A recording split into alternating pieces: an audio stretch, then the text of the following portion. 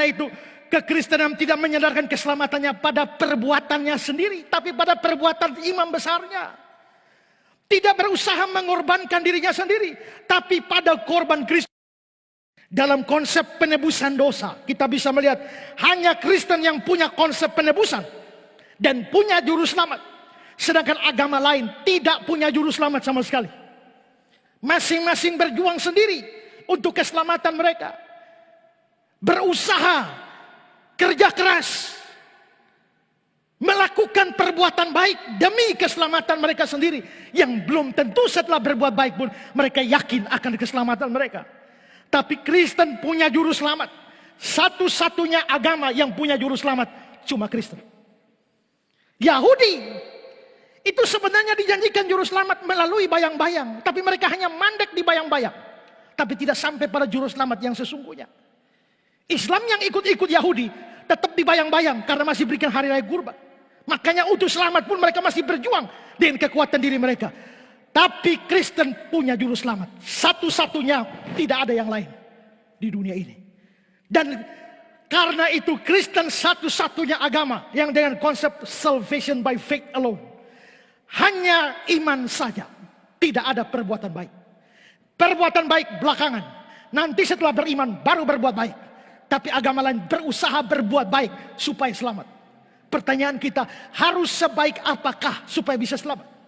Kamu sudah baik, tapi harus sebaik apakah? Dari mana kamu tahu bahwa kebaikanmu memadai?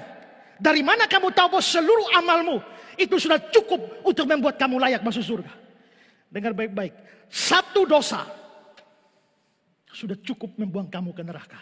Satu dosa sudah layak memasukkan kamu ke neraka selama-lamanya.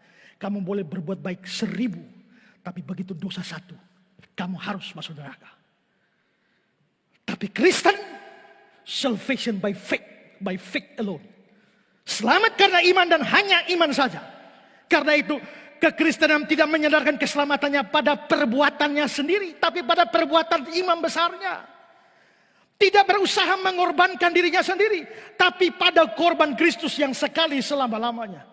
Lalu bagaimana bisa semua ini pada akhirnya akan berdampak pada kepastian keselamatan. Itulah sebabnya kepastian keselamatan kalau orang jujur hanya bisa ada di dalam kekristenan, di dalam Kristus. Di luar Kristus, di luar kekristenan tidak ada keyakinan keselamatan. Paling-paling mereka bilang, apakah kamu yakin selamat? Keselamatan saya ya mungkin, kemungkinan besar, mudah-mudahan, semoga, insya Allah dan lain sebagainya. Tapi kalau Kristen pasti. Kenapa bisa pasti? Bukan karena diri ini, pasti karena imam besarnya yang berikan korban sempurna selama-lamanya. Maka dibanding Yahudi, semua yang lain tiarap. Dibanding Kristen, Yahudi tiarap. Maka sekali lagi, kekristenan dengan Kristus sebagai pusatnya adalah sistem kepercayaan yang sempurna. Khotbah ini harus membuat kamu bangga punya Kristus.